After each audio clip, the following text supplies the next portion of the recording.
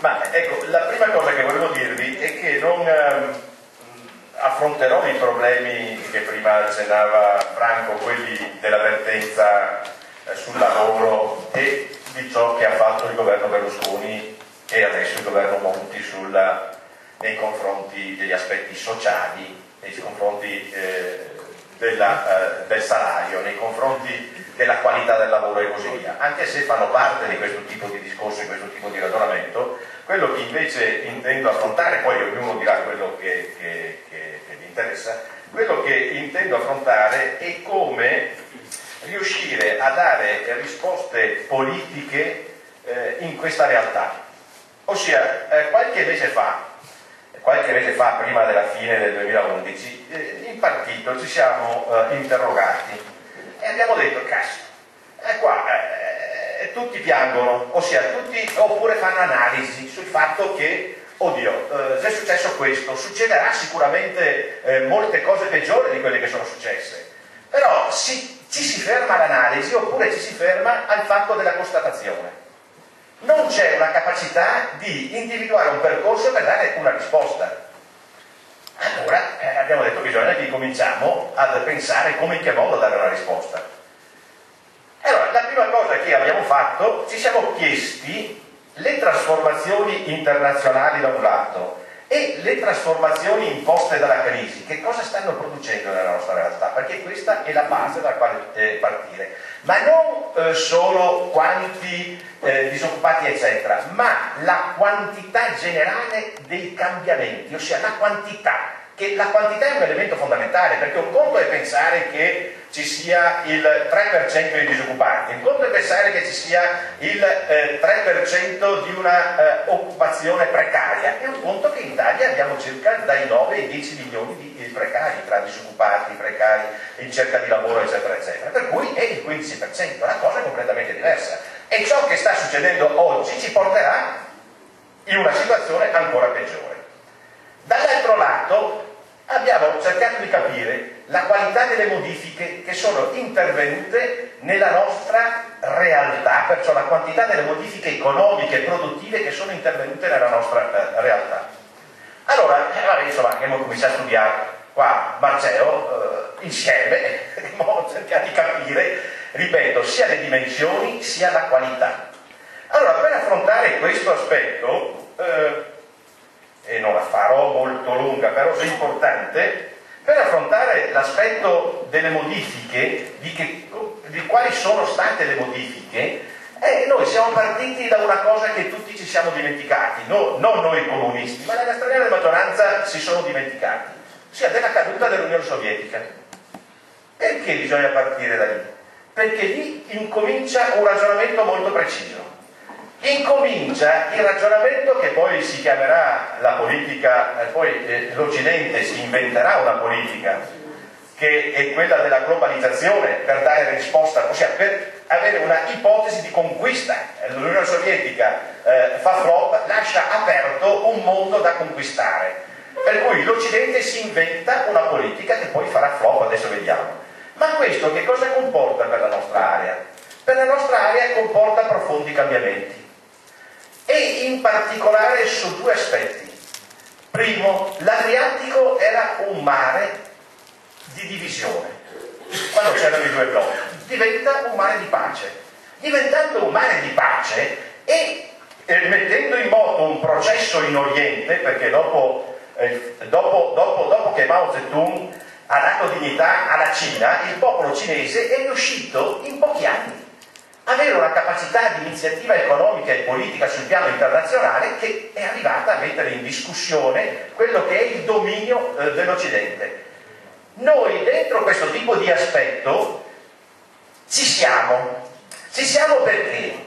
Perché l'Atlantico, e qua i portuali lo sa meglio di me, non è più il mare più importante, è il mare più importante del trasporto delle merci, dello scambio delle merci, è il Pacifico e il Mediterraneo.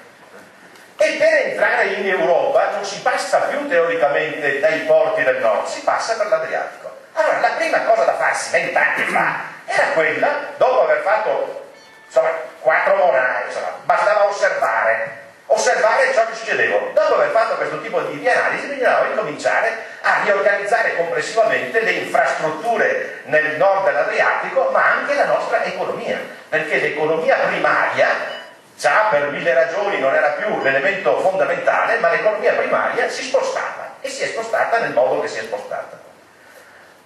Allora, una volta che si è capito che si parte da quel determinato periodo, le trasformazioni partono da quel determinato periodo, abbiamo cercato di capire la profondità che la crisi ha prodotto, ma però partendo da quelle trasformazioni.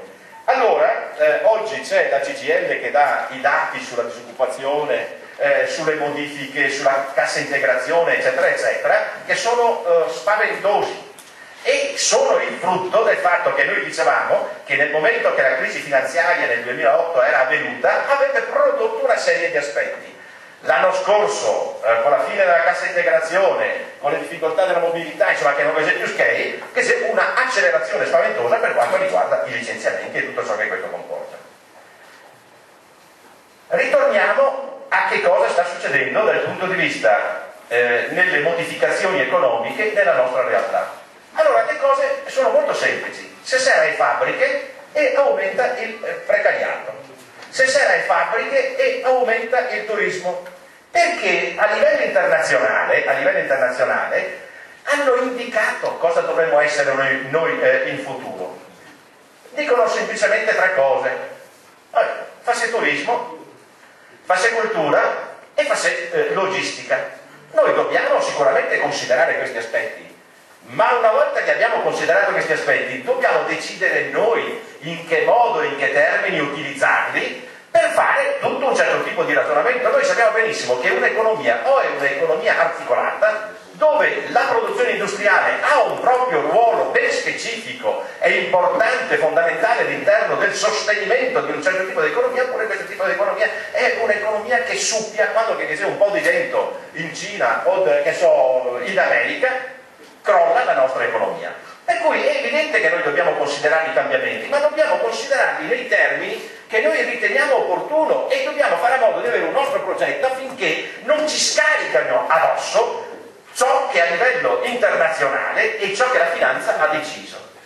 Bene, allora abbiamo scavato un po' di più e viene fuori che cosa? Vengono fuori alcune cose molto semplici, banali, ma ben precise. Che tutte le industrie che ancora funzionano sono delle industrie tra virgolette di Stato, o direttamente o indirettamente. Tutte, perché dalla Fincantieri fino alle chimiche, fino tutte, alla raffineria e così via, fino alla legna e così via, sono tutte industrie di Stato. È evidente perciò che la prima cosa da farsi, non solo le industrie, la secondo aspetto è il mantenimento fisico della città. Il mantenimento fisico della città dipende da una legge speciale. Il discorso dicevo prima, del riadeguamento delle nostre infrastrutture rispetto alle decisioni di cambiamenti internazionali, perciò i porti, le strade, le ferrovie, gli aeroporti, dipendono in modo diretto o indiretto dallo Stato. Allora, la prima cosa da farsi è che dobbiamo aprire un'avvertenza con lo Stato. Non può essere che noi interveniamo su una cosetta, sull'altra ancora. O lo Stato ha una politica industriale e una politica industriale in generale, ma anche poi specifica su Venezia, dove che le produzioni che rimangono sono produzioni compatibili con questo tipo di sistema. Allora, quando noi diciamo che bisogna salvare dalla Fincantieri fino ad arrivare alla legna, eccetera, eccetera, eccetera, è perché noi riteniamo che siano produzioni compatibili, non incompatibili. Ma anche la nuova industrializzazione è possibile se noi abbiamo un porto efficace ed efficiente, è possibile, ci sono tutta una serie di esempi. Allora, voglio dire, è evidente che bisogna aprire un'avvertenza generale nei confronti del governo ponendo alcune questioni molto precise. Ho detto la politica industriale in generale, ma anche la politica industriale su Venezia, la politica delle infrastrutture in generale, ma specificatamente su Venezia, per cui tutto il discorso che va dal trasporto fluviale sino al recupero dei flussi, se vogliamo, dei flussi che vengono non solo dalla Cina, ma insomma dall'Asia in particolare, è evidente che sono una serie di problematiche che hanno bisogno di avere delle infrastrutture in grado di cogliere questi tipi di aspetti. Ma non solo, una cultura, hanno bisogno di avere una capacità complessiva poi di interconnettere questo tipo di realtà con le realtà confinanti. Bene, questa è una prima questione di problemi che va posta, ma che va posta subito, perché se non viene posta subito è evidente che la situazione andrà sempre più avanti e ci troveremo in particolare nella cultura industriale, nella capacità industriale, sempre meno capacità, perciò sempre meno capacità di rispondere a ciò che gli altri ci stanno imponendo. L'altro aspetto non di poco conto è che questi processi, e che noi dicevamo da quando De Michelis ci aveva proposto di fare il magnete, vi ricordate? Che poi abbiamo detto di no al magnete, ma ci indicavano già 25 anni fa, 30 anni fa, un certo tipo di economia che non ci andava bene. Noi abbiamo tentato, abbiamo ritentato, bisogna dire che le lotte sindacali, le lotte operaie, le lotte della sinistra in generale sono riuscite a ritardare un processo di degrado della struttura industriale, ma non siamo riusciti a creare una alternativa a quel tipo di produzione industriale. Oggi questo tipo di elemento va posto in tutte le sue dimensioni. Perché? Perché dicevo prima, si chiudono le fabbriche, l'anno scorso il 13,5% di più dei pernottamenti a Venezia rispetto al 2010. Questo significa che c'è una invasione, c'è una impossibilità di vita all'interno di Venezia centro storico, per cui il problema va posto sotto tutti gli aspetti, per cui non vogliamo turismo, ma deve essere regolamentato, deve essere un turismo che produce possibilità di vita, di ricchezza e di continuità poi. Per cui affrontare il problema del turismo va affrontato in tutte le sue sfaccettature, dai cambi d'uso fino alla marea che si sta sviluppando all'interno della città, che impedisce un certo tipo di vita. Per cui questi due elementi, più un terzo elemento che crediamo molto importante, che è quello delle infrastrutture, sono i tre elementi che noi vogliamo porre allo Stato, per cui bisogna avviare un percorso e definire una piattaforma politica. Dopo è evidente che chi ha già come la proposta che farà la CGIL che su Porto Marghera è parte della vertenza Porto Marghera, chi invece che su altre cose più indietro avrà bisogno di definire la propria proposta, si parte. Ma l'importante è che si abbia un'idea generale sul fatto che è necessario oggi affrontare le questioni dell'economia e delle modifiche infrastrutturali, avendo coscienza che tutti abbiamo delle idee precise su questo aspetto e che vogliamo condurre questo determinato percorso. L'altra questione che noi crediamo che vada posta, oltre alla questione delle bonifiche, mi sembra che sia addirittura d'arrivo un'ipotesi di soluzione, ma siccome che ne ho avuto tante, come anche quando si parla di Eni adesso sembra che ci sia una ripresa degli investimenti dell'Eni, sembra, dicono sulla chimica non impattante e così via, ma quante volte l'Eni ha fatto delle promesse eccetera eccetera. Allora, se manca un movimento operaio e una capacità di risposta politica generale, per cui un potere di contrattazione locale è in grado di imporre scelte diverse sul piano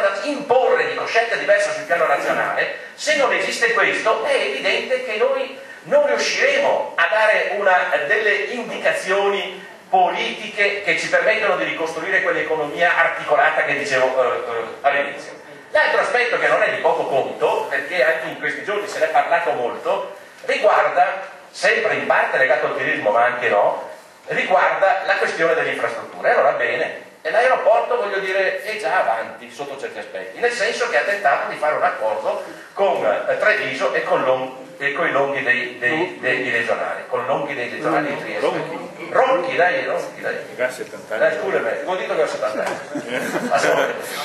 Ecco Ronchi dei regionali. Noi questo tipo di ipotesi, perché l'abbiamo proposta e crediamo che vada perseguita? Perché non vogliamo la seconda pista, vogliamo però avere un aeroporto, perché ce ne sono già due, dico la terza pista, non vogliamo avere un aeroporto che sia un aeroporto di seconda linea, vogliamo avere un aeroporto importante, ma vogliamo avere un aeroporto che entra in rapporto con lo sviluppo economico della città, non tanto che sia aggressivo, non tanto che sia quello che ne mangia altro terreno, non tanto che sia un aeroporto che distrugge le nostre ricchezze, perché le nostre ricchezze sono alcune cose molto ma molto precise.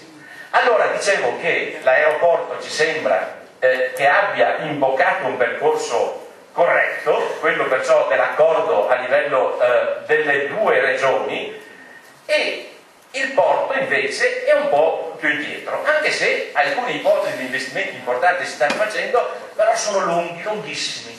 Occorrerebbe accelerare questo tipo di percorso con tutti gli elementi di controllo su quel tipo di processo che è messo in atto. L'altra questione che noi stiamo ponendo è la salvaguardia fisica della città, ossia tutti sanno che il Mose tra poco sarà finito, tra poco, parliamo, sarà finito. Forse. Ma forse, bravo. Ma che cosa fa il Mose? Il Mose nella sostanza, una volta, insomma, salvare i grandi disastri. Dovrebbe salvare i grandi disastri. E speriamo, bravo. Ma tutto il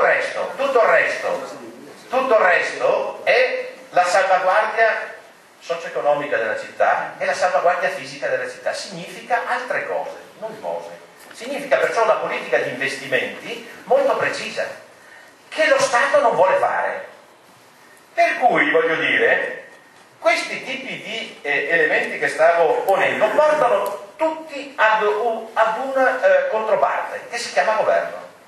Allora bisogna che affrontiamo la questione di come ci rapportiamo a questo governo, di come ci rapportiamo alle decisioni del governo. Dopo, è vero, prima parlavo dell'ENI, l'ENI sicuramente, ma anche la Fincantieri, tutte le società articolate, ma è lo Stato che deve avere delle ipotesi di politica industriale, dicevo, su questo tipo di nostra realtà, perché se non riusciamo ad incidere a quel livello, ognuno continuerà a prendere le decisioni che sta prendendo, per cui l'ENI ne ha sa qua e a cacca a Porto Marghera, la Fincantieri vedremo, mi auguro che invece abbia un grande sviluppo, ma se ne fa un rinnovamento del cantiere in un certo modo è anche difficile, per cui occorrono degli investimenti e così via eccetera. Allora, dicevo, la nostra ipotesi si basa sostanzialmente sulla possibilità di, una volta individuato chi sono le controparte, quale deve essere il percorso, quali possono essere le proposte, come e in che modo mettiamo assieme le forze in grado di incidere e di portare a casa dei risultati. Allora compagni, qua è da grattarsi la testa, perché la sinistra non ha una ipotesi politica unitaria e un'ipotesi politica capace di essere capita dalla gente. Nel senso che ci sono molti spezzoni, potremmo portare degli esempi. Prendiamo la questione della privatizzazione dei servizi. Credo che occorra avere una politica della sinistra contro la privatizzazione dei servizi. Prendiamo la privatizzazione della politica industriale. Si parla giustamente di una struttura industriale che sia compatibile con il territorio, ma quale? Non si riesce a capire quale, no? E così via. Per cui, entrando nel merito dei problemi, la sinistra ancora, da poi che vuole non solo sarà il Porto Marghera, ma anche che non vuole proprio ripensare a nessun processo di riorganizzazione industriale e così via, chi invece dice no, bisogna fare qualsiasi tipo di industria va bene. Mentre la sinistra, ripeto, non riesce a darsi delle proposte politiche che poi diventano comprensibili, che diventano forza, che diventano elemento di penetrazione. Per cui la prima cosa che noi crediamo si debba fare è quello di avere una ipotesi che ci permetta poi di parlare con l'insieme non della popolazione, ma delle varie classi che esistono, delle varie classi sociali all'interno della nostra realtà. E su questo, compagni, dobbiamo tentare anche di capire che oggi la crisi incide in strati sociali che ieri non incideva e che hanno bisogno. Abbiamo mandato, dicevo prima, dei compagni degli inviti ai terminalisti del porto perché potessero intervenire. Alla fine di questi inviti abbiamo scritto: cari signori, tenete presente che avete bisogno in questo momento delle bandiere rosse. Anche voi altri avete bisogno delle bandiere rosse, di cui è vero, ma che avete bisogno delle bandiere rosse, per cui vi invitiamo al convegno. Ma perché abbiamo mandato un invito con questo tipo di indicazione? Per il fatto che sino a 5-6 anni fa i lavoratori in cassa integrazione e in mobilità si copavano. Adesso si copa anche qualche artigiano dalla disperazione, si copa anche qualche piccolo industriale dalla disperazione. Ossia, la crisi ha prodotto questo aspetto. Noi, in un processo di proposta di vertenza locale che si assume la responsabilità della trasformazione della situazione attuale, dobbiamo pensare anche a vedere come unire tutti coloro, dicevo, che sono stati colpiti dalla crisi. Dopodiché, a vari livelli, è evidente che sul salario fai una vertenza sul salario, è evidente che su i diritti sul lavoro fai una vertenza sui diritti sul lavoro, ma sulla riorganizzazione dell'economia anche questi hanno bisogno di trovare rapporti con le altre classi sociali, e in particolare perché? Per due ragioni. Perché anche loro cercano un buon lavoro come elemento principale, ma poi anche loro sono contro la corruzione dello Stato, perché se a noi lo Stato, la corruzione dello Stato non fa pagare i 60 miliardi che dicono che la corruzione fa perdere, in più non pagano le tasse, perciò diventano 160-170 miliardi, a noi significa che dobbiamo pagare i ticket, a noi significa che dobbiamo pagare, che so, la sanità in un certo tipo, a noi significa che tagliano le pensioni, a noi significa i bassi salari. Per cui, voglio dire, ci sono una serie di elementi che questa crisi ha prodotto che dobbiamo saper cogliere, che sono elementi devastanti, ma che hanno bisogno di una proposta politica, e io credo che non può che fare la sinistra, una proposta politica capace di saper articolare la vertenza, ma sapere anche indicare quali che sono gli elementi che ci permettono di sfondare, per cui di avere una politica industriale, una politica sociale, una politica per Venezia, bla bla, eccetera, eccetera. Allora, ricostruire un potere di contrattazione, credo che la prima cosa è unire sicuramente i sindacati, avere una sinistra che è in grado di svolgere il ruolo a tutti i livelli, perché se noi abbiamo una sinistra che non è capace di svolgere il ruolo a tutti i livelli, credo che sarà effettivamente molto, ma molto difficile che si possa ricreare dei rapporti di forza diversi. L'ultima questione che noi poniamo e che non ci sembra una questione secondaria è quella di avere e di riorganizzare una istituzione in grado di assumere il ruolo nella trasformazione di questi processi, ossia un'istituzione locale. Adesso si parla di città metropolitana da 30 anni, nessuna delle proposte fatte va in porto, le proposte che sono fatte oggi sono architettura istituzionale, ossia non partono da una considerazione. Vi ricordate quando parlavamo di trasporti e parlavamo del bacino dei trasporti per organizzare i trasporti? Bene, allora se vogliamo organizzare un'istituzione locale che corrisponda alle necessità dell'oggi, bisogna organizzare un'istituzione che comprenda qual è il bacino economico e sociale che può intercorrere all'interno di quella organizzazione istituzionale. Se non si fa questo, non serve a niente, non serve a niente. Allora, quello che noi proponiamo è assumersi la responsabilità di avviare un percorso anche istituzionale di questa natura, ma per quanto riguarda una serie di problematiche dentro questo specifiche, bisogna dare il comando al Comune di Venezia per alcune cose, non per l'insieme dell'area, per alcune cose. Per cui quando si parla di acqua della laguna, il Comune deve assumere il comando, quando si parla di legge speciale, il Comune deve assumere il comando. E insomma, potrei portare altri esempi, per cui dentro una riforma istituzionale bisogna anche riconsiderare il fatto che la città storica ha dei problemi e l'insieme, ripeto, delle attività economico e sociali devono essere in grado poi di avere un'istituzione che si confronta con Parigi, con Londra, che si confronta con Amsterdam, dove ci sono gli elementi forti dell'economia e della struttura sociale in Europa, in Asia e negli Stati Uniti d'America. Allora, concludo, perché devo parlare i minuti che dovevo parlare. Concludo e poi eventualmente durante il dibattito articoleremo molte delle cose che sono state dette. Il documento stesso che noi abbiamo inviato, penso a tutti voi, il succo era quello, uscire dalla crisi con la piena occupazione, nella sostanza. E dicevo, faremo anche una serie di proposte. Prima Franco diceva che secondo noi questa è un'ipotesi, occorrerebbe fare un tavolo di quella natura, nel senso che a brevissimo si possa definire una proposta di vertenza articolata, sapendo di individuare le controparti, sapendo dire quali che sono gli elementi più primari, gli elementi secondari, cioè fare una ipotesi che sia un'ipotesi gestibile, eccetera. Ma dopodiché dobbiamo trovare il modo di essere capiti dalla gente. Allora, noi facciamo anche una proposta, che poi Piero verrà ad articolarla, che riguarda, se da un lato facciamo il tavolo, dall'altro lato proporremo di fare le conferenze di produzione. E poi Piero, che ha un intervento specifico su questo, verrà ad articolare la nostra proposta. Ossia, perché questo? Perché se vogliamo ragionare su un'economia diversa, una trasformazione dell'economia, bisogna che ci sia una consapevolezza di che cosa significa nuova industrializzazione, quale economia, eccetera. E bisogna che sia un processo di massa. Non si cambia niente se non esiste un processo di massa, non si cambia niente se pensiamo che i 4 in comune, in provincia o in regione siano in grado di... non si cambia niente. Allora bisogna da un lato avere idee chiare, dall'altro lato assumersi responsabilità, come dicevo all'inizio, dall'altro lato basta piangere, ma avere una capacità di individuare in che modo, in che termini si riesce ad avere il potere di contrattazione necessario per avviare un percorso diverso. Ecco, questa è la sostanza della nostra proposta, che poi verrà articolata anche negli altri interventi. Grazie.